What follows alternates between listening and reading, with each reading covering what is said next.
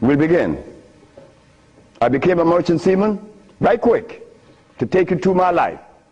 Left Honduras without going to school, became a merchant seaman, became an engineer, worked for the County of Los Angeles as an engineer.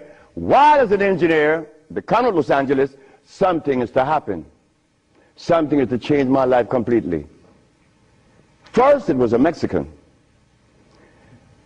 The Mexican said to me, "You're dying."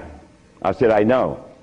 "How do you know?" "Because I fell out going to the bathroom a Sunday afternoon, and I didn't reach the bathroom. I got up off the floor. Something must have happened between there and the bathroom." But I had gone to the neurologist, the endocrinologist, the GER practitioner in Russia, in England, in Germany, in France, United States. And they were people that knows what it is about. They had the great big books on medical science. But my asthma and my diabetes, my impotence was kicking. What happened to the books? They read books. All the physicians that treated this boy read books of all kinds. Nothing happened. I goes to Mexico, and the Mexican have a goat in his house. Every 5 words it was bad, bad. And I'm looking around. The Mexican said, "The goat bothering you?" I said, "No." "You're dying because you are disobedient." Then he brought the Holy Bible. "Honor thy mother and thy father, that thy days may be long upon the land." That's in the Bible, isn't it? But how could we honor our mother and our fathers when we don't even know what they were about? You don't tell that to an elephant, to honor his mother, because when he's born, he follows his mother and watch what his mother eats.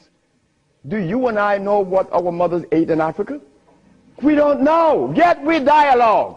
We dialogue on this level of intelligence because I know Plato, I know Aristotle, I know all about Diogenes, but you don't know what your mama ate. So everything that you talk about means absolutely nothing. So you see where they have us at a deficit? That's why we need each other's. Now when I became an engineer, the Mexican said, "Stop eating. Don't eat anything." For how long? 3 months. I said, "Are you crazy?" He said, "No, you nuts."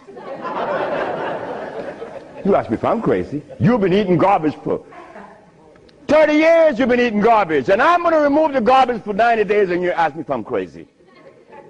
What was I eating? Hog maws, chitlin, neck bones, crackling bread, lawn in New Orleans.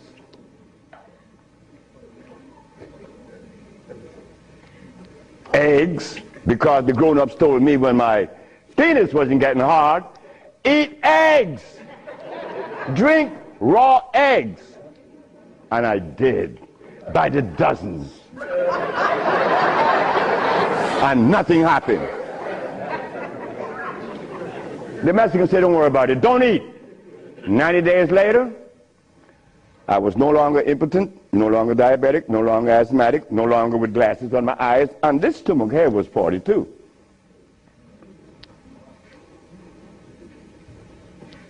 What happened to the science that the physicians were using, medical science? It didn't work, isn't it? But it worked with me. The herbs work with me. This Bible says,